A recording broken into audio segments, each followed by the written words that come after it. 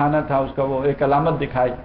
اب وہ اس سے پھر تقویت پکڑ کر واپس گئے بنی اسرائیل کے پاس، ان کے اندر دعوت و تبلیغ اور تجدید ایمان کی ایک تحریک چلائی.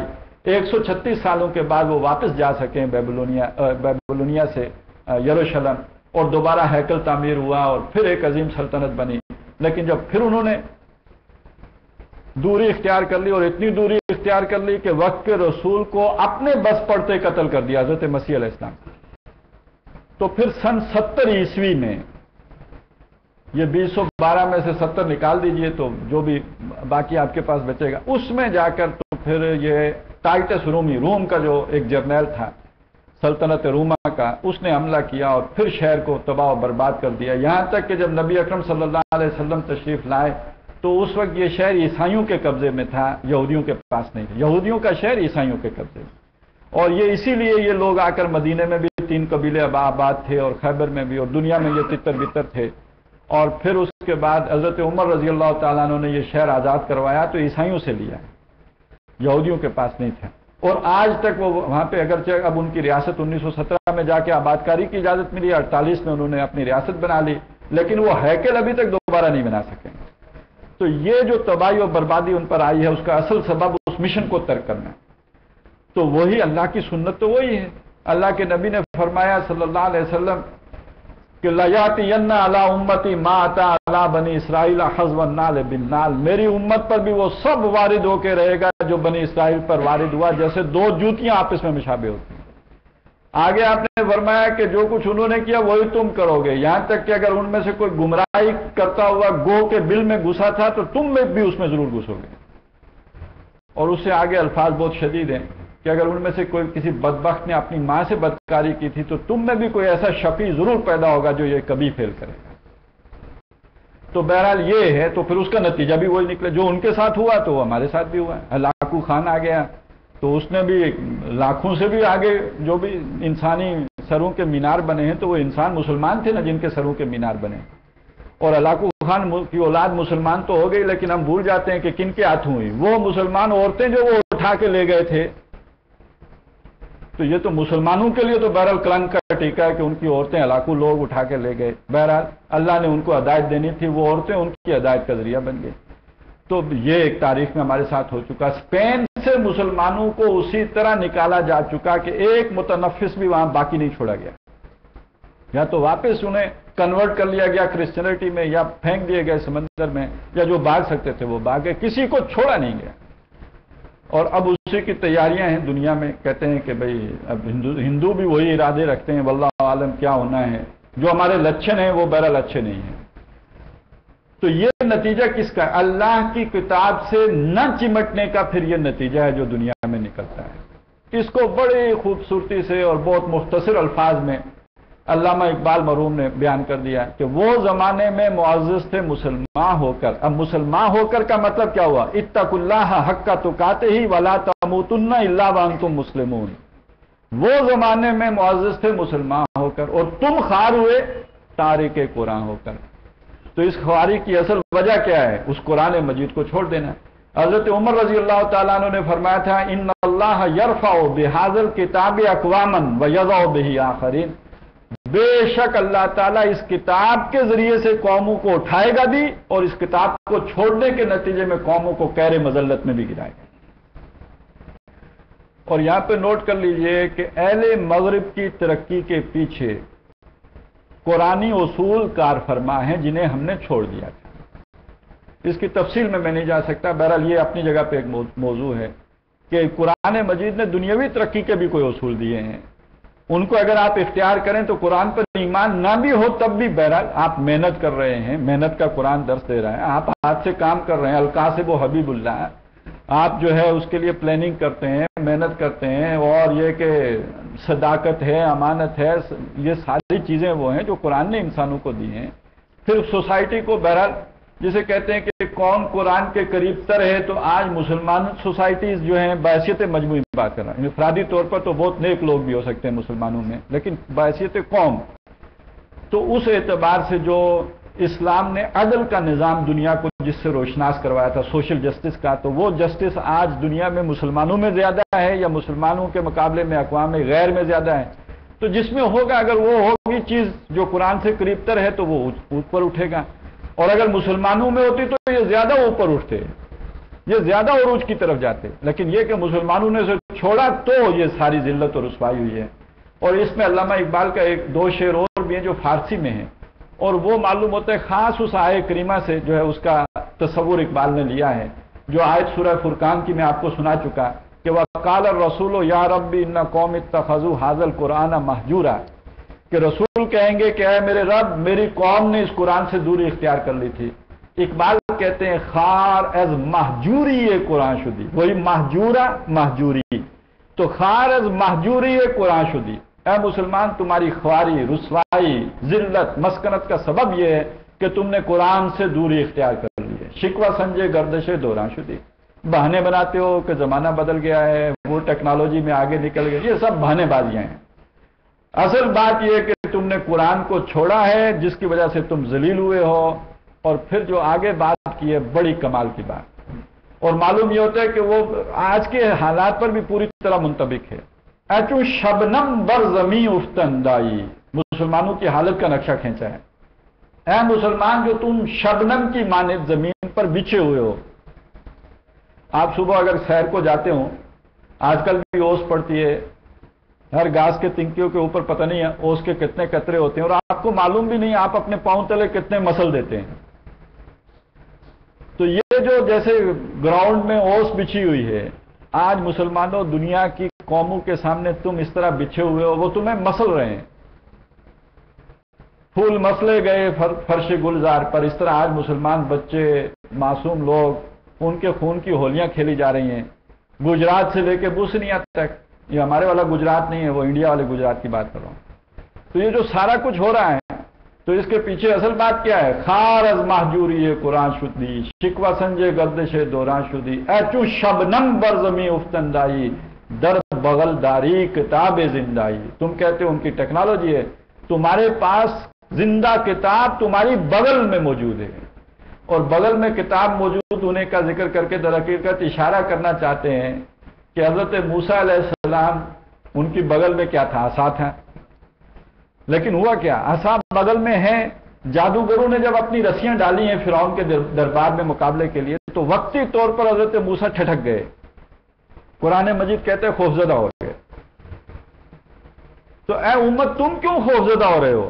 جیسے موسیٰ کی بغل میں عصا تھا، جب انہوں نے ڈالا ساری رسیاں چٹ کر گیا، اسی طرح تمہاری بغل میں یہ زندہ کتاب ہے۔ ذرا اس کا سسٹم آف سوشل جسٹس دنیا کو ایک دفعہ ایک جھلک دکھا تو دو، پھر دیکھو دنیا کیسی دیوانہ ہوتی ہے، ساری ٹیکنالوجی سمیت تمہارے آگے کس طرح سجدہ ریز ہوتی ہے، کر کے تو دیکھو۔ تو اے تو شبنم بر زمین افتندائی، در بغل داری کتاب زندائی۔ تو قرآن مجید کو پکڑنے کا نتیجہ وہ ہے کہ تمہیں عروج ملے گا، اور اس کو چھوڑنے کا نتیجہ ذلت اور رسوائی تمہارا مقدر بنے گا۔ اب یہ عجیب نتیجے تک ہم پہنچے ہیں۔ پہلا نتیجہ کیا تھا؟ اگر اللہ کا تقوی نہیں ہوگا، اللہ کی کامل بندگی نہیں ہوگی، کامل اطاعت نہیں ہوگی، اور وہ آدھا تیتر آدھا بٹیر ہوگا، تو نتیجہ ہوگا ذلت و رسوائی۔ الا خزی فی الحیات الدنیا و یوم القیامت یردون الی اشد العذاب۔ اور اس کا معاملہ کیا ہوا؟ اگر قرآن سے دوری ہو جائے گی تو بھی ذلت و رسوائی۔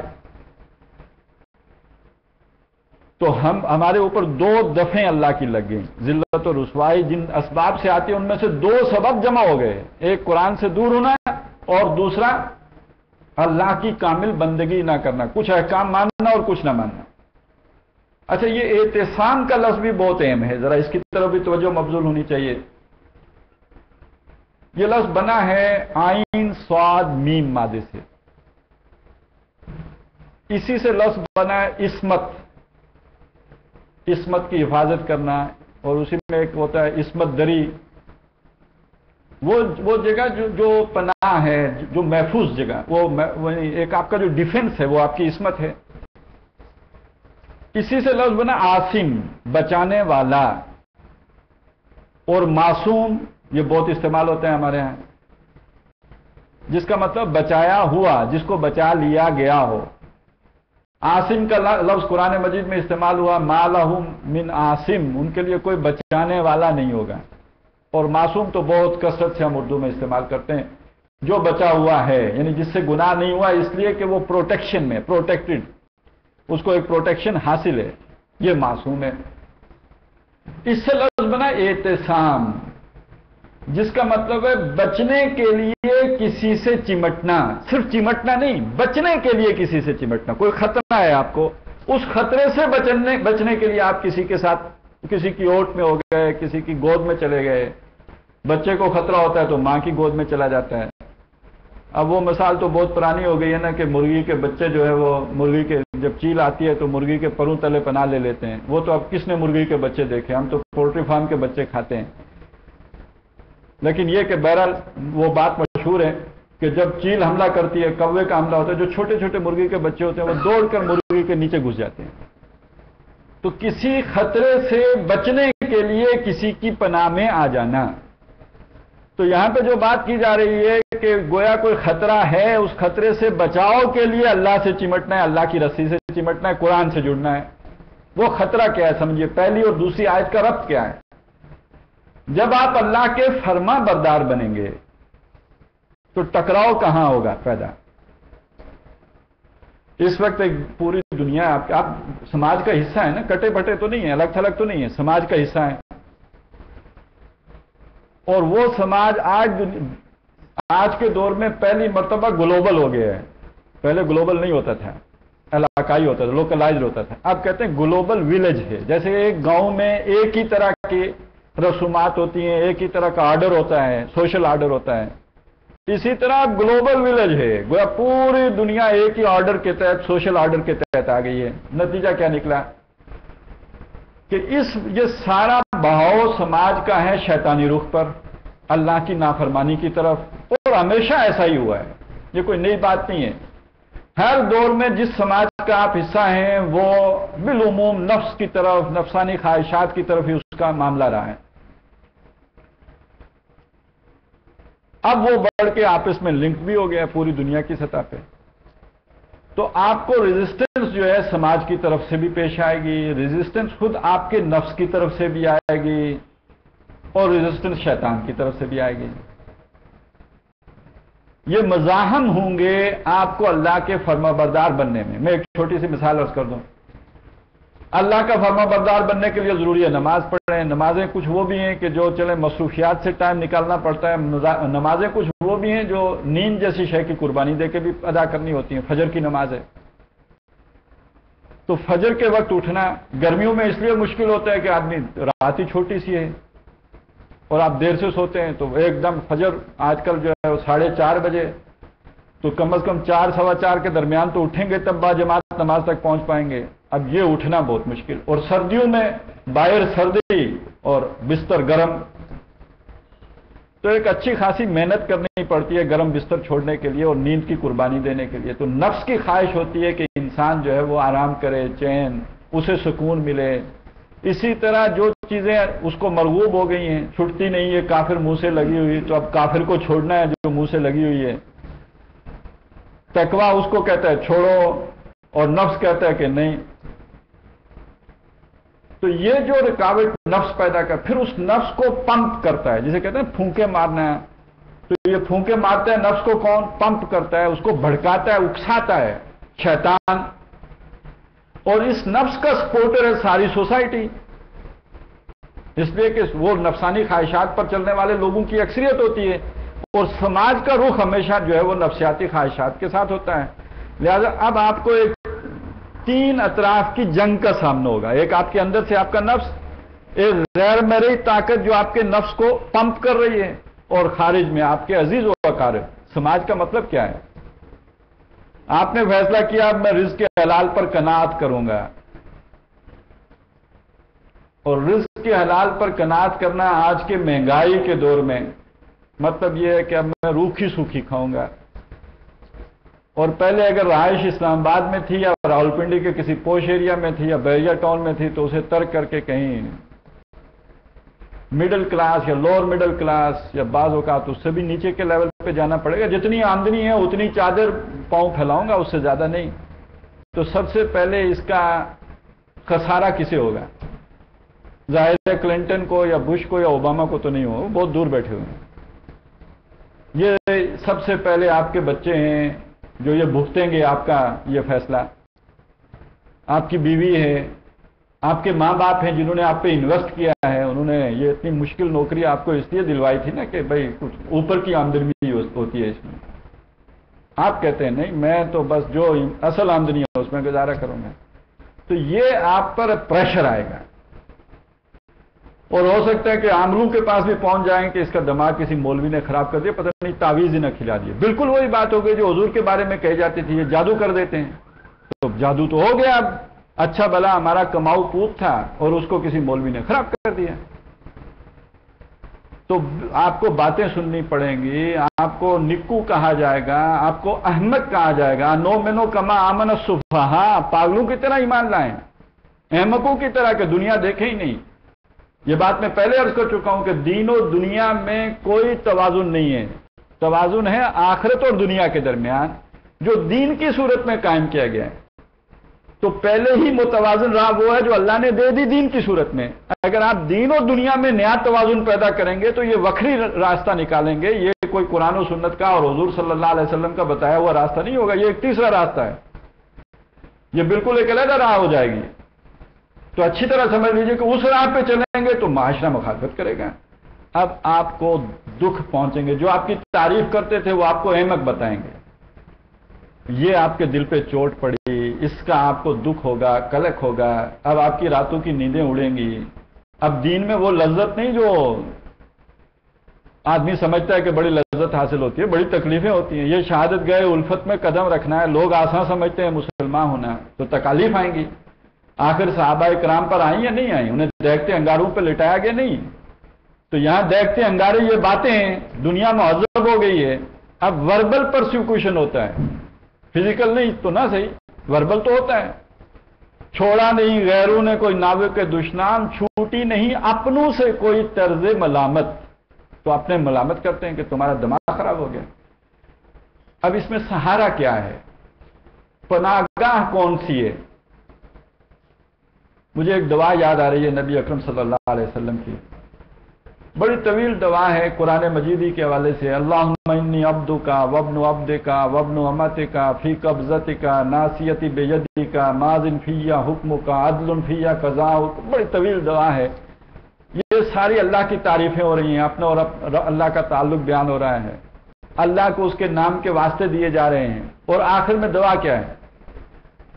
انی اسالک ان تجعل القرآن ربیع قلبی، میں تجھ سے سوال کرتا ہوں، سوال یہ ہے کہ تو اس قرآن کو میرے دل کی بہار بنا دے، ان تجعل القرآن، کہ تو بنا دے قرآن کو ربیع قلبی، میرے دل کی بہار، و نور صدری، میرے سینے کا نور، و جلاء حزنی و ذہاب ہمی و غمی، اور میرا جو حزن ہے، جو میرا غم ہے، اور میرے جو دکھ ہیں ان کا مداوع بنا دے۔ اس قرآن سے جڑیں گے تو سوسائٹی سے جو چرکے لگ رہے ہیں، جو دکھ پہنچ رہے ہیں، جو آپ کو احمق بتایا جا رہا ہے اور اس سے آپ رنجیدہ ہو رہے ہیں، آپ دیکھیں گے کہ یہ نوح علیہ السلام نے سنا، یہ حضرت ابراہیم علیہ السلام نے سنا، یہ محمد الرسول اللہ صلی اللہ علیہ وسلم نے سنا، تو یہ قرآن آپ کے دکھوں کا مداوع ہو جائے گا۔ گویا اس سے چمٹے بغیر حق کی راہ پہ چلنا ممکن ہی نہیں ہے۔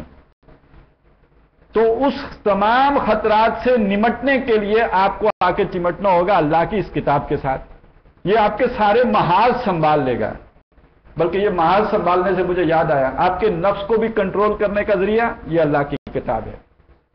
اب رات کو کھڑے ہو جاؤ اور اللہ کی کتاب کی تلاوت کرو، یا ایھا المزمل قم اللیل الا قلیلا نصفہ او انقص منہ، آپ رات کو کھڑے ہو کر اللہ سوئیے ہی نہیں بلکہ اللہ کے جناب میں کھڑے رہیے، تھوڑا حصہ سوئیے، نصفہ ہو، آدھی رات سو لیجئے، اب انقص منہ ہو، یا اس آدھی رات میں تھوڑا سا کم کر لیجئے، او زد علیہ، یا اس آدھی رات میں تھوڑا سا مزید کر لیجئے۔ کیا کریں؟ یعنی آدھی رات، ایک تہائی رات یا دو تہائی رات کھڑے ہو کر وَرَتِّلِ الْقُرْآنَ تَرْتِیلًا، اس قرآن کو ٹھہر ٹھہر کر پڑھیں۔ کیوں؟ ان ناشیۃ اللیل ہی اشد وطئا واقوم قیلا، یہ جو رات کو کھڑے ہو کر قرآن پڑھنا ہے وہ جو نفس بہت طاقتور ہے، ان النفس لامارۃ بالسوء، جو بہت برائی کا حکم کرنے والا ہے، اس نفس کی باغیں تھامنے میں اور اسے کنٹرول میں لانے کا ذریعہ یہ رات کو کھڑا ہو کے قرآن پڑھنا۔ تو وہ محاذ بھی قرآن نے سنبھال لیا۔ معاشرے سے جو دکھ آ رہے ہیں تو دکھوں کا مداوع بھی یہ قرآن بن گیا، اور شیطان کو مسلمان بنانے کا ذریعہ بھی یہ قرآن ہے۔ حدیث میں حضرت عائشہ رضی اللہ تعالیٰ عنہ سے حضور نے ایک دفعہ کسی موقع پہ فرمایا کہ ہر انسان کے ساتھ ایک شیطان ہے۔ تو انہوں نے پوچھا ہے نبی آپ کے ساتھ بھی؟ حضور نے فرمایا ہاں میرے ساتھ بھی تھا، میں نے مسلمان بنا دیا ہے۔ اب یہ مضمون لے کے اقبال نے کہا کہ کشتن ابلیس کار مشکل ہے، ابلیس کو قتل کرنا بڑا مشکل کام ہے۔ کیوں مشکل ہے؟ کہ وہ گم اندر آما کے دل ہے، کیسے قتل کرو گے؟ وہ تو دل کی رگوں کے اندر گم ہوا ہے، پیوست ہے آپ کے دل کے اندر، تو کیسے اسے قتل کرو گے علیحدہ کر کے؟ خوشترا باشد مسلمان اشکنی، بہتر یہ کہ اس کو مسلمان بنا لو۔ حضور نے مسلمان کر لیا تھا، تم بھی مسلمان کر لو اسے۔ کیسے کریں؟ کشتا او بشمشیر قرآنش کنی، اس کو قرآن کی تلوار سے قتل کر دو۔ تو واعتصموا بحبل اللہ جمیع، کتنے محاذ سنبھال لیے اس نے آپ؟ اچھا ایک محاذ باقی رہ گیا ابھی، معاشرے کے ساتھ ایک تو آپ کو دکھ پہنچ رہے ہیں نا، تو ان دکھوں کا مداوع ہے، یہ تلوار بھی ہے معاشرے کے مقابلے میں، کہ قرآن کو لے کے معاشرے پر افنس کرو۔ وہ تو ایک پیسیو عمل ہے نا کہ آپ نے قرآن سے اپنے دکھوں کا علاج کر لیا، اس معاشرے پر افنس کرو قرآن کے ذریعے سے، جو حضور سے کہا گیا کہ یا ایھا الرسول بلغ ما انزل الیک من ربک، اے رسول صلی اللہ علیہ وسلم جو آپ پر آپ کے رب کی طرف سے نازل کیا گیا اسے پہنچائیے۔ اور سورہ فرقان میں کہا فلا تطع المکذبین، ان لوگوں کی باتوں میں مت آئیے، وجاہدہم بہ جہادا کبیرا، ان سے جہاد کیجئے اس قرآن کے ساتھ، بڑا جہاد کبیر کیجئے اس قرآن کے ذریعے سے ان کے خلاف۔ وہ جہاد کیسے کریں؟ اس کو سورہ نحل میں کھولا، ادعو الی سبیل ربک بالحکمہ، ان کو بلائیے اپنے رب کے راستے کی طرف حکمت و دانائی کے ساتھ۔ ہمارے بعض دوستوں نے حکمت کا مطلب حکمت عملی لیا ہے، یہاں مراد یہ نہیں ہے۔ ہر آدمی کی ایک علمی سطح ہوتی ہے، اس کا اپنا ایک نالج ہوتا ہے، اس کو دانائی یا وزڈم میں سے جو حصہ ملا ہوتا ہے، اس کی ذہنی سطح کے مطابق، اگر کوئی فلسفی ہے تو اعلیٰ ترین فلسفے کی سطح پر، اسی طرح کوئی سوشل سائنٹسٹ ہے تو اس سطح پر بات کرو، اور ظاہر ہے وہ علوم تمہارے پاس کہاں سے آئیں گے؟ اس کا منبع و سرچشمہ اللہ، اس کے اصول اللہ کی کتاب میں بیان ہیں۔ لہذا قرآن مجید سے ان اصولوں کا اقتباس کر کے، ان کو اخذ کر کے اب اس ذریعے پہ دعوت پہنچانا جو اعلیٰ ترین علمی سطح ہو، جو انٹلیکچوئل لیول کی دعوت ہو، اس کو کہا جائے گا حکمت کی سطح۔ اب ہوتا کیا ہے، معاشرہ جو ہے اس میں بہرحال کچھ لوگ ہوتے ہیں دانشور قسم کے، جو معاشرے میں غلط رسومات ہوتی ہیں، نفس پرستی ہو رہی ہوتی ہے، اس کے لیے انہوں نے بڑی سائنٹیفک توجیہات کی ہوئی ہوتی ہیں، اس کے لیے انہوں نے بڑی فلاسفیکل اس کی جو ہے وہ تعبیرات کی ہوئی ہوتی ہیں۔ تو جب تک آپ ان کی جڑ نہیں کاٹیں گے سوسائٹی کا رخ تو آپ نہیں پھیر سکتے۔ تو اس اعلیٰ علمی سطح پر دعوت پیش کرنا یہ پہلا لیول ہے۔ والموعظۃ الحسنہ، دوسرا لیول عوام الناس کو اچھی اچھی نصیحتیں کرنا، وہ بھی قرآن کے ذریعے سے۔ واعظ حسن، سب سے بہترین واعظ وہ جو اللہ نے کہا ہے، اور کوئی اس کے مقابلے میں کیا واعظ کہے گا؟ تو وہ بات جو دل تک پہنچ جاتی ہے وہ ہے جو اللہ نے اتاری ہے۔ وجادلہم باللتی ہی احسن، اور تیسرا درجہ آرگومنٹ کا، مجادلے کا ہے، بحث و تمہیز کا ہے، مناظرے کا ہے، لیکن اس میں ایک شرط ہے کہ اچھے طریقے سے، اس میں عام لوگوں کی طرح بالکل ہی گھسی پٹی باتیں نہ ہوں، اور بالکل جو ہے وہ گرا ہوا انداز نہ ہو، بلکہ یہ کہ ایک وقار کے ساتھ، ایک مقام و مرتبے کو ملحوظ خاطر رکھتے ہوئے۔ تو یہ تین سطح ہیں قرآن مجید کی دعوت۔ تو یہ ساری وہ چیزیں ہیں کہ جو گویا در حقیقت قرآن سے چمٹنا اور قرآن کے ذریعے سے اپنے بچاؤ کا سامان کرنا۔ تو واعتصموا، بچنے کے لیے چمٹ جاؤ بحبل اللہ، اللہ کی رسی کے ساتھ، جمیعاً، سب کے سب۔ گویا مسلمان سوسائٹی کے اندر تعلیم قرآن مجید کو پڑھنا پڑھانا، یہ ان کا وہ بنیادی لٹریچر ہے کہ جس سے کوئی مسلمان صرف نظر نہیں کر سکتا۔ میں صرف ایک چیز آپ کے سامنے رکھ دوں کہ جمعہ مبارک، اس میں ظہر کی نماز کو 4 رکعتوں سے کم کر کے 2 رکعتیں کر دیا گیا۔ کیوں کہ اضافی طور پر 2 خطبے سنائے جاتے ہیں، تو وہ 2 رکعتوں کے قائم مقام 2 خطبے ہو گئے۔ ان خطبوں میں آج کل جو کچھ ہوتا ہے اسے چھوڑیے، آج ہمارے جمعے میں جو بھی ہم سناتے ہیں اس کو رہنے دیجیے۔ اللہ کے نبی صلی اللہ علیہ وسلم اس میں کیا سناتے تھے؟ تذکیر بالقرآن، لوگوں کو نصیحت کرتے تھے۔ فذکر بالقرآن من یخاف وعید، قرآن کے ذریعے سے نصیحت کیجئے لوگوں کو جو اللہ کے وعدے سے اور اللہ کے ڈر سے جس کے اندر کوئی اندیشہ پیدا ہوتا ہو۔ تو اللہ کے نبی صلی اللہ علیہ وسلم ان 2 خطبوں میں قرآن مجید لوگوں کو سناتے تھے اور اس کے ذریعے سے تذکیر کرتے تھے۔ نصیحت کا سب سے بڑا ذریعہ۔ اب میں دوسری طرف آنا چاہتا ہوں۔ حضور صلی اللہ علیہ وسلم نے فرمایا کہ 3 جمعے مسلسل جو شخص نہ پڑھے اس میں نفاق کی علامات پیدا ہونا شروع ہو جاتی ہیں۔ یعنی 3 جمعوں تک اگر قرآن سے تعلق منقطع رہے تو نتیجہ کیا نکلے گا؟ ایمان کی جگہ نفاق ڈیرے ڈالنا شروع کر دے گا۔ تو خواہ عامی ہو خواہ کوئی خاص ہو، تو مسلمان سوسائٹی کے اندر ہر شخص کو قرآن سے جوڑ کر رکھنے کا اہتمام کرنا ہوگا تاکہ اس کے اندر وہ نفاق کی بیماری جڑ نہ پکڑنے پائے۔ تو واعتصموا بحبل اللہ جمیعا، سب کے سب، کوئی استثناء نہیں اس میں۔ نماز بھی جو با جماعت ہوتی ہے اس میں کیا سنایا جاتا ہے؟ سورہ فاتحہ ہے تو قرآن ہے، اس کے بعد جہری نمازوں میں کسی قرآنی کی کسی سورت کا جو ہے وہ کوئی حصہ جو ہے وہ پڑھ کے سنایا جائے گا۔ وَلَا تَتَفَرَّقُوا، اور باہم تفرقے میں نہ پڑھو۔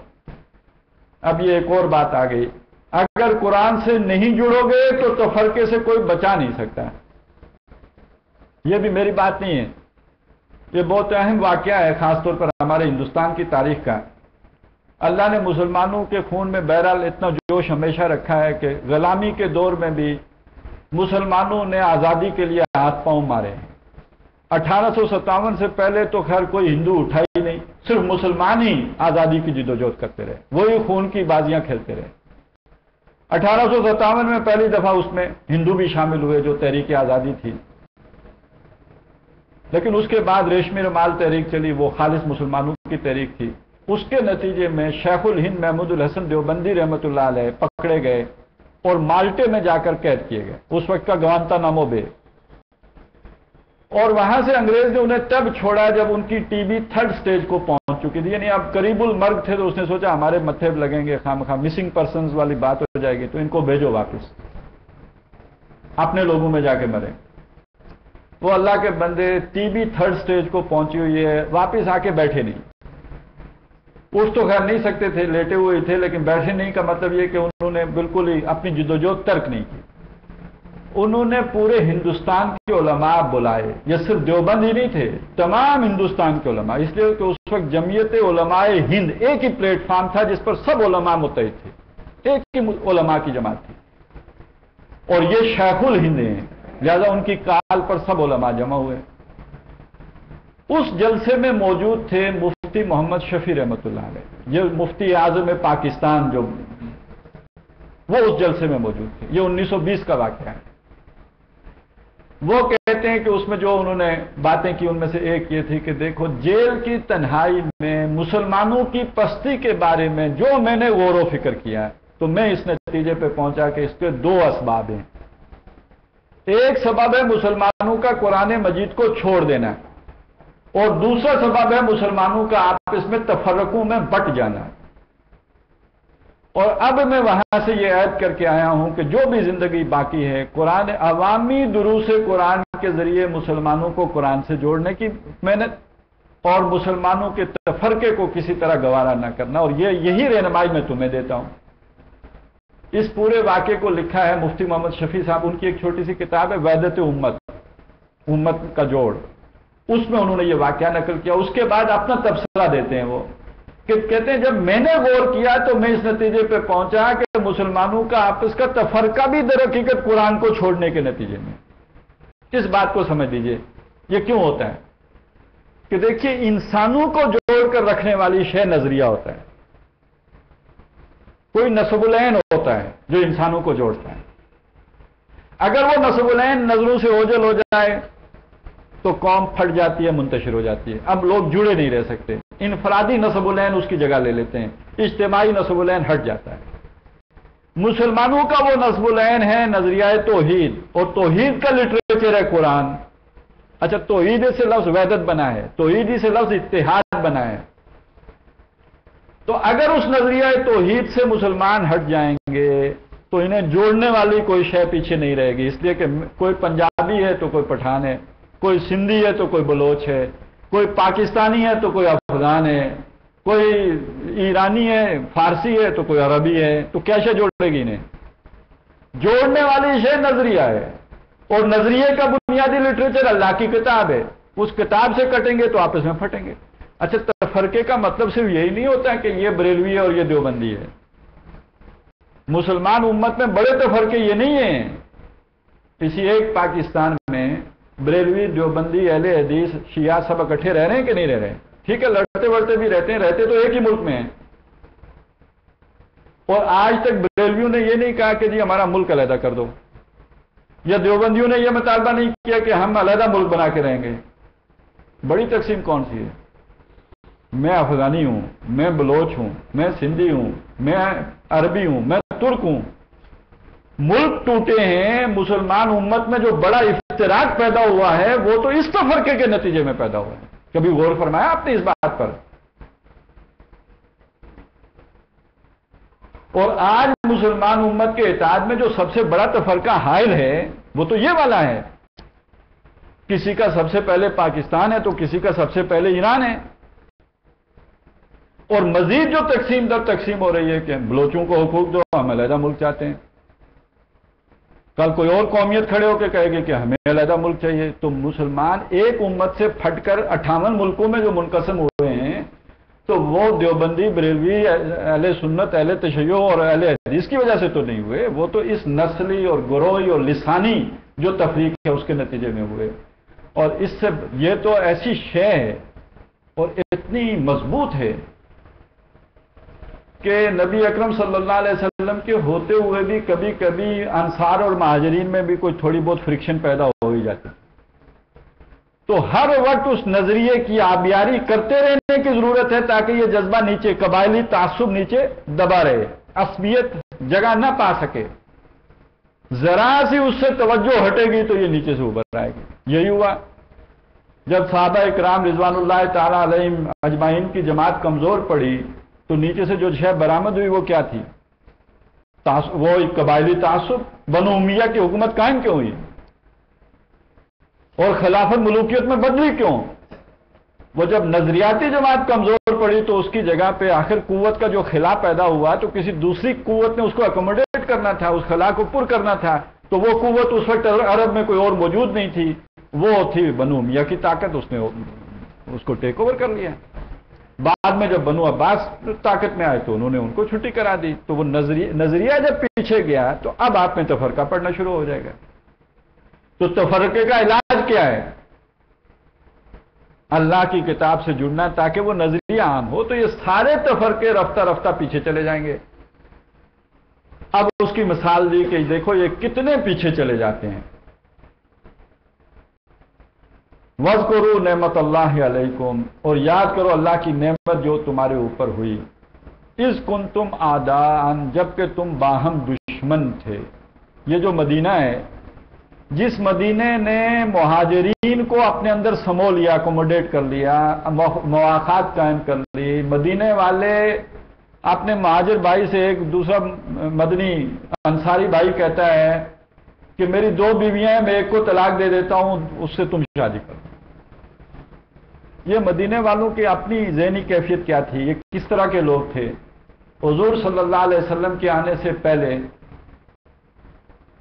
کئی صدیاں ہو گئی تھیں آپس میں لڑتے ہوئے. اوس و خزرج آپس میں لڑ رہے ہیں، ایک دوسرے کا خون کر رہے ہیں، اور لڑتے لڑتے بہت کمزور ہو چکے ہیں. ان کے دانشور لوگ بیٹھ کے سوچ رہے ہیں کہ ہم تو تباہ ہو جائیں گے، ہماری نسل ختم ہو جائے گی.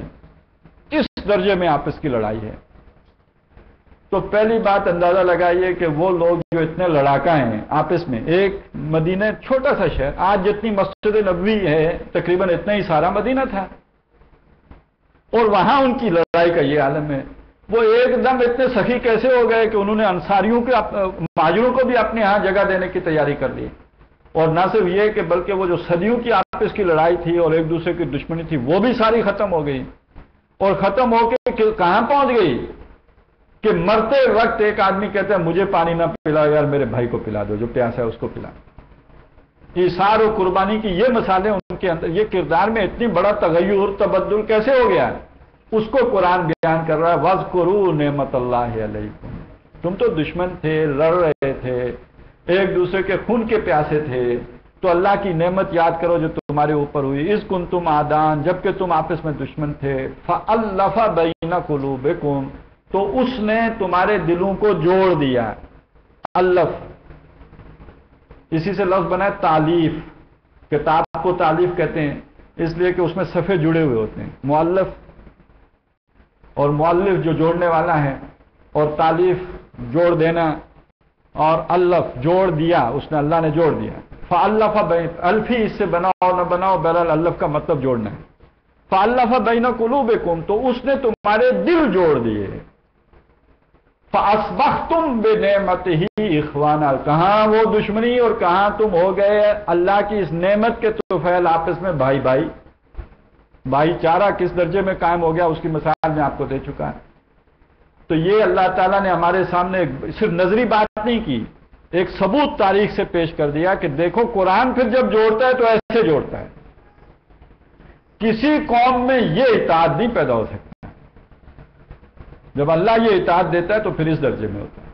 فَأَلَّفَ بَيْنَ قُلُوبِكُمْ فَأَصْبَحْتُمْ بِنِعْمَتِهِ إِخْوَانًا وَكُنْتُمْ عَلَى شَفَا حُفْرَةٍ مِّنَ النَّارِ. تو تم تو اس اپنی باہمی جنگ و جدال کی وجہ سے آگ کے گڑھے کے قریب پہنچ چکے تھے. مطلب کیا ہے؟ یعنی دنیاوی اعتبار سے بھی تباہ ہونے کے قریب آ چکے تھے. خود تمہارے بزرگ اس اندیشے میں مبتلا تھے کہ اس لڑائی کے نتیجے میں تو ہمارا نشان ختم ہو جائے. فَأَنْقَذَكُم مِّنْهَا، تو اللہ نے تمہیں بچا لیا.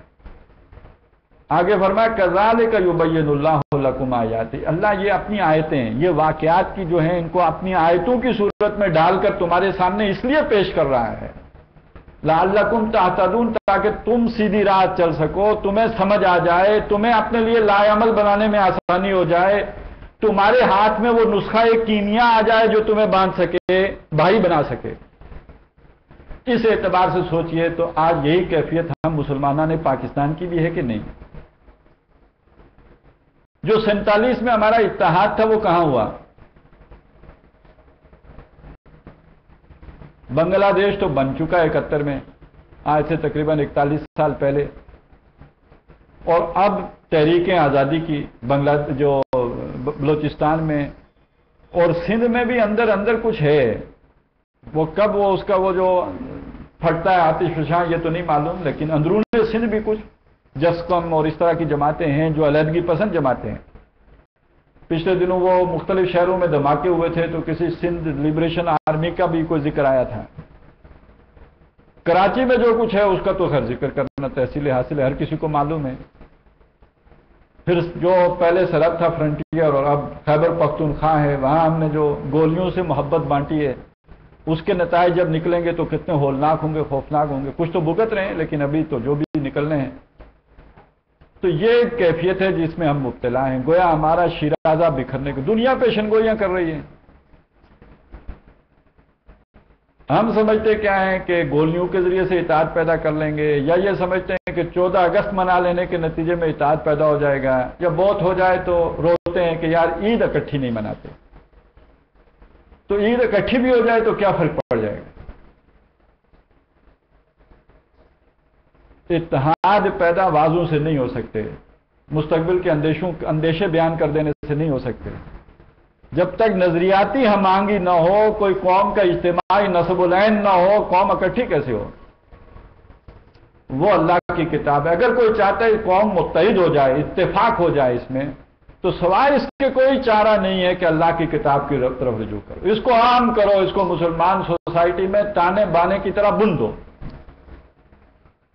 اس کا نتیجہ یہ نکلے گا ٹھیک ہے آج دشمنیاں ہیں، یہ ساری دشمنیاں کافور ہو جائیں گی، ختم ہو جائیں گی، اتحاد و اتفاق ہر طرف عام ہو جائے گا. یہ اللہ کی کتاب کی برکت سے ہوگا. نہیں تو آپس میں انتشار، اس انتشار کا نتیجہ کیا؟ کہ ذلت و مسکنت تمہارا مقدر، رسوائی، ذلت، اللہ کی کتاب کو چھوڑ کے. اور آخرت میں اس کا انجام کیا وہ میں آپ کو بتا چکا. ایک تو رسول کی وہ فریاد، ان قوم اتخذوا ھذا القرآن مہجورا، اور ایک اللہ کے نبی صلی اللہ علیہ وسلم کا یہ قول بھی ہے، حدیث ہے، القرآن حجت لک و علیک. یہ قرآن مجید آخرت میں اللہ کے ہاں یا تو تمہارے حق میں گواہ بنے گا یا تمہارے خلاف گواہ بن کر کھڑا. وہ حقوق اگر پورے نہیں ہوں گے تو یہ تمہارے خلاف گواہ. دنیا میں رسوائی اور ذلت کا سبب وہ ہمارے شاعر، قومی شاعر وہ بیان کر چکے کہ وہ زمانے میں معزز تھے مسلمان ہو کر اور تم خار ہوئے تارک قرآن ہو کر. تو اس سے نکلنے کی صورت کیا؟ اللہ کی کتاب کے ساتھ جڑ جانا. تو دو چیزیں ہمارے سامنے آ گئیں. پہلی کیا؟ ہما جہتی ہما وقتی اللہ کی بندگی اختیار کرنا، اللہ کے تمام احکامات پر پورے اترنا. اور دوسرا نقطہ کیا ہے؟ اللہ کی کتاب سے چمٹ جانا زمانے کی مخالفت سے بچنے کے لیے. اور اس کے نتیجے میں اللہ تعالیٰ اتحاد و اتفاق کی دولت سے بھی مالا مال کرے گا، اور ان اصولوں پر چلنے کے نتیجے میں دنیا میں ایک ممتاز حیثیت بھی دی اور دنیا کا امام بنا دے گا.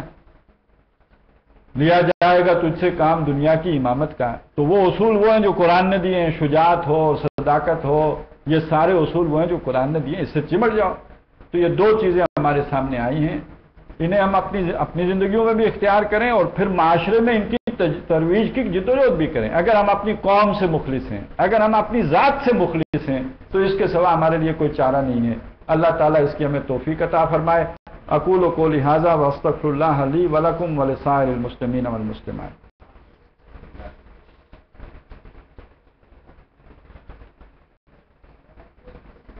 دعا کر لیجیے. الحمدللہ الذی ھدانا لھذا وما کنا لنہتدی لولا ان ھدانا اللہ ربنا لا تزغ قلوبنا بعد اذ ھدیتنا وہب لنا من لدنک رحمہ انک انت الوہاب. اللہم ارحمنا بالقرآن العظیم واجعلہ لنا اماما ونورا وہدی ورحمہ. اللہم ذکرنا منہ ما نسینا وعلمنا منہ ما جہلنا وارزقنا تلاوتہ آناء اللیل واطراف النہار واجعلہ لنا حجتا یا رب العالمین.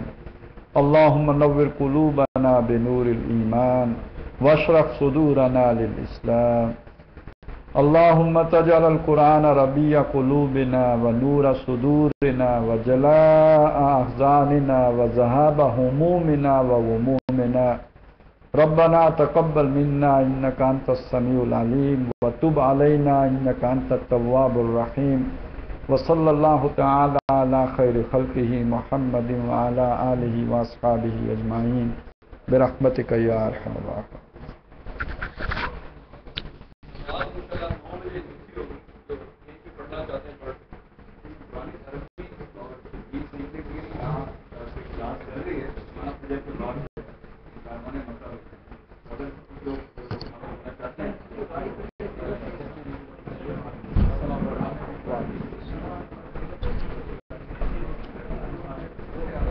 یہ میرے دوست